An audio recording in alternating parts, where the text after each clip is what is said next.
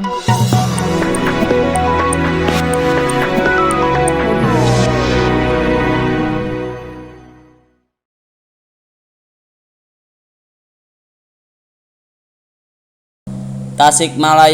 Mumu Kostaman Eskom bersama Asep Farel menerima kuasa dari Insinyur Budi Santoso, Sarjana Teknik, untuk menyampaikan surat klarifikasi kepada Haji UU Ruzanul Ulum, Sarjana Ekonomi, terkait pekerjaan Detail Engineering Design (DED) yang dikerjakan pada tahun 2016-2017 dan menurut pihak pemberi kuasa belum diselesaikan pembayarannya. Dalam surat tersebut, Budi Santoso menyatakan telah mengerjakan sejumlah DED, di antaranya Masjid Agung Baitur Rahman, Islamic Center, Rest Area, Landmark, serta beberapa proyek lainnya yang mengklaim telah mengeluarkan biaya tenaga dan sumber daya sendiri dengan nilai kerugian sekitar 3.923 juta. Melalui surat klarifikasi ini, pihak pemberi kuasa meminta Haji UU Ruzanul Ulum memberikan tanggapan menyelesaikan kewajiban pembayaran apabila terdapat dasar yang disepakati serta membuka ruang mediasi agar persoalan dapat diselesaikan secara musyawarah. Budi juga menyebut telah mengikuti sejumlah rapat dan ekspos teknis di lingkungan pemerintah Kabupaten Tasikmalaya. Selain proyek tersebut, ia mengaku kembali mendapat tugas membuat DED sejumlah proyek lain, diantaranya rest area, landmark, gerbang perbatasan, serta beberapa proyek pribadi yang dikaitan dengan UU Ruzanul Ulum. Menurut Budi, seluruh pekerjaan telah diselesaikan dan diserahkan kepada pihak-pihak terkait, namun ia mengaku tidak menerima pembayaran atas pekerjaan-pekerjaan tersebut. Akibatnya, Budi menyatakan harus menanggung sendiri biaya material dan pekerjaan yang totalnya mencapai sekitar 3.923 juta. Pekerjaan saya laksanakan berdasarkan arahan dan penugasan yang saya yakini memiliki dasar serta didukung koordinasi dengan sejumlah instansi. Namun hingga kini saya mengaku belum menerima pembayaran atas pekerjaan tersebut, ujar Budi dalam keterangannya. Kami lagi ada di kantor Pak Insinyur Budi Santoso. Selamat malam Pak Budi. Nah, ini karena kami mendapatkan informasi di mana ada penemuan yang orang lain publik akan tercengang dan akan menjadikan sebuah bom waktu nih. Nah, boleh Pak Budi sedikit kronologisnya disampaikan bagaimana kejadiannya? Kejadian waktu terakhir periode Pak UU Bupati Tasikmalaya itu kita diberi pekerjaan oleh Pak UU ada 13 proyek, yang 7 itu pekerjaan pemerintahan dan 6 pekerjaan pribadi beliau. Yang 7 ini kita diberi SK Bupati Tasikmalaya, kita tangani di stempel Bupati. Iya. Pekerjaan pertama renovasi Masjid Besar Baitur Rahman dan pembangunan Islamic Center. Yang Baitur Rahman yang di mana? Yang di Manonjaya? Yang di Gebu. Oh, di Gebu. Oh, di Gebu ya. Yang kedua itu Islamic Center-nya. Ya. Itu terjadi tahun berapa itu? Kurang lebih 2017. Terus yang sangat menarik ini saya dengar bahwa kan ini biasanya kalau nama menerima proyek itu kan ada SPK nih, surat perintah kerja. Nah itu bagaimana? Ada itu atau SK dari Bupati Ada. Pertama landasan legalnya kita diberi.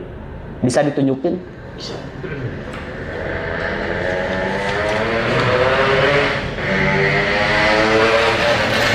Ini surat keputusan Bupati ya. Pembentukan panitia renovasi Masjid Baitur Rahman. Ya. ini yang kedua sebetulnya. Yang pertama itu dengan Islamic Center-nya. Islamic Center ya. Dengan nilai proyeknya ini berapa? Nilai proyek 50 miliar. 50 miliar. Dua item atau keseluruhan? Keseluruhan. Dengan apa aja? Dengan Islamic Center. Dengan Islamic Center 50 miliar. Nah, kan Pak Insinyur Budi Santoso ini kan menerima SPK. Tapi kenyataannya yang dikerjakannya sama pihak Betul. orang lain. Itu bagaimana ceritanya nih?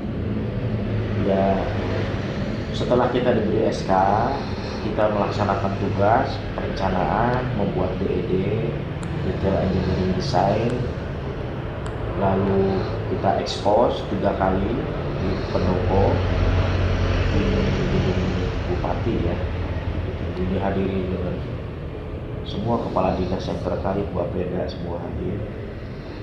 Kita juga diberi SPK, surat perintah kerja, itu ke atas nama saya atau CV saya, ditandatangan juga oleh kepala Kemenag. Pada waktu itu sama pimpinnya siapa Kemenagnya? Agus Abdul Khalid. Masih menjabat sekarang? Sekarang Udah pensiun? sudah pensiun. Kebetulan dia almarhum. Oh, almarhum. Ya. Terus yang terkait dengan proyek ini siapa lagi selain Pak Agus almarhum? Banyak sekali. Banyak sekali. Yang lebih punya peran, Ya. yang bisa menentukan, mendorong supaya sebenarnya ini hak mutlak yang pekerjaannya Pak Budi. Nah, yang seharusnya ini sesuai dengan SPK dan ini, tapi kenapa setelah selesai tapi dikerjakannya pada saat itu dikerjakan pembangunannya sama Pak Budi atau sama orang lain? Justru pembangunan konstruksinya dengan sama orang lain. Gitu. Padahal seharusnya SPK itu kan Kok bisa sih? kita. Iya. Kok berarti kan seolah-olah seperti, kalau seperti ini caranya, jadi seolah-olah yang ngerjainnya bukan Pak Budi. Betul. Jadi orang lain yang ngerjain. Saya harus bayar ke orang lain. Tapi sedangkan secara hukum yang punya dapat SPK-nya, surat perintah kerjanya Pak Budi. Ini gimana bisa sampai terjadi seperti ini? Nah, situlah. Makanya saya merasa ditipu, dizalimi oleh Pak UU Janul Ulum. Dan semasa itu langsung menjadi wakil gubernur Jawa Barat. Padahal SK-nya ada kan dari SK bupati ada, ya. SPK-nya ada, surat penunjukan ada, dan di surat-surat disposisinya dari Bupati Pak UU ada, bahkan gambar semua ditandatangan beliau langsung, Pak UU dan Ulum dengan bopet hijaunya. Nah, jadi setahu saya mungkin karena Pak UU pada saat itu sedang kampanye mencalonkan wakil gubernur dengan Pak RK, ya. Dia membutuhkan banyak uang. Nah, disitulah terjadi Wan prestasi atau PMH nih, perbuatan melanggar hukum.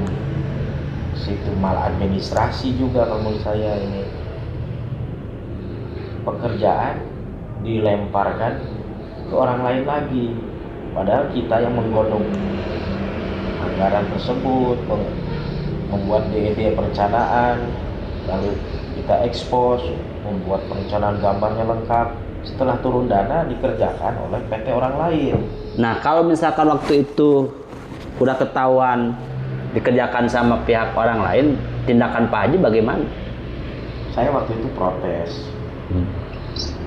Dan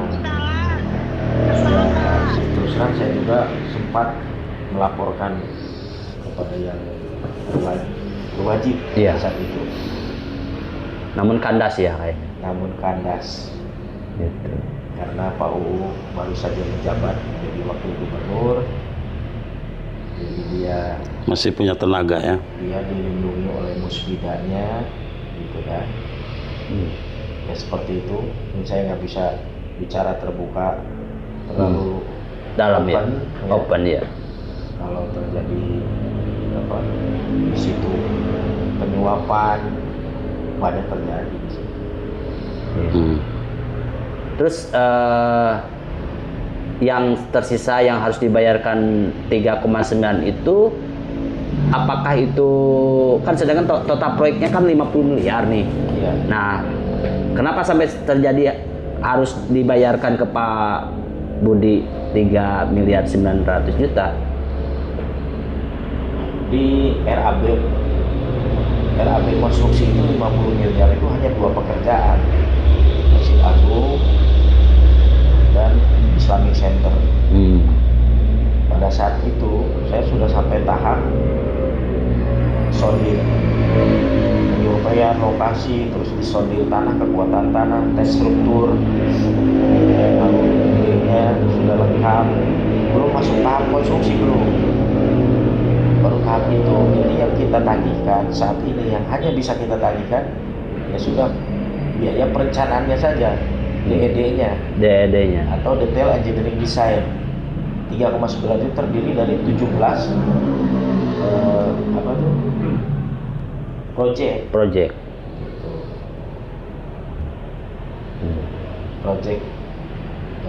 pemerintahannya 7 ya, itu dengan yang swasta 6, jadi total 13 project. Dan dari semua tagihan ini kita hanya mencas 2,5% biaya standar SNI buat konsultan, 2,5% dari nilai pagu proyek-proyek tersebut. Jadi kalau di total jadi 3,9. Tapi jadi secara implementasi, secara prosesnya kenapa dibayarkan 3 miliar 900 itu karena ya kita tidak istilahnya bekerja gitu ya, bekerja untuk melaksanakan tadi DED, dan produknya sudah diserahkan semua ke mereka, ke PAUU, ke Dinas PU. Produknya berbentuk apa nih? Dokumen, gambar, RAB semua kita serahkan. Serahkan. Untuk yang swasta juga kita berikan ke keluarganya PAUU. Iya. Tapi ketika udah penyerahan yang seharusnya kita kan keseluruhan ya. Ini proyek 50 juta nih, 50 miliar maaf. 50 miliar ini kan keseluruhan harusnya kan sama Pak Haji harusnya di tackle ya, harus dijalankan. Tapi kenyataannya hanya sebagian ya yang kita sesuai dengan materi atau yang dikerjakan di lapangan ya, sehingga ya dengan akhirnya mungkin sudah kalkulasi dari Pak Haji nominalnya 3 miliar 900 itu ya. Iya. Terus apa tindakan berhubung kemarin berusaha untuk ke ranah hukum kandas gagal. Nah, apa yang diinginkan saat ini harapannya? Saya berharap Pak UU terbuka hatinya. Kita sebagai manusia yang akan diminta pertanggungjawaban di akhirat, selesaikanlah mumpung di dunia ini, biar nggak ditagih di akhirat nanti. Iya. Nah, bagi seorang Pak UU uang kecil, mantan wakil gubernur Jawa Barat, sangat kecil, udah beberes aja gitu kan, segitu. Dan kita nggak mengada-ngada, itu semua ada rinciannya, hanya 2,5% dari pagu. Ya Pak UU bisa menggunakan dananya atau mau membayar melalui aset-asetnya, nggak apa-apa, saya terima. Ya, alhamdulillah. Sesi yang pertama diskusi terkait penelusuran jejak bahwa penyelesaian proyek yang tadi diutarakan oleh Pak Insinyur Budi Santoso ini sangat luar biasa sekali, meninggalkan jadi beban lah istilahnya, beban moral, etika, sehingga ini harus sikapnya adalah harus diselesaikan secara baik secara hati nurani. Nah, mudah-mudahan dengan mendengar atau melihat tayangan ini menjadi sebuah inspirasi dan menjadikan sebuah ruang untuk penyelesaian kasus ini. Terima kasih dari Pak Tua Jabar TV bersama channel Alus. Terima kasih. Cepat.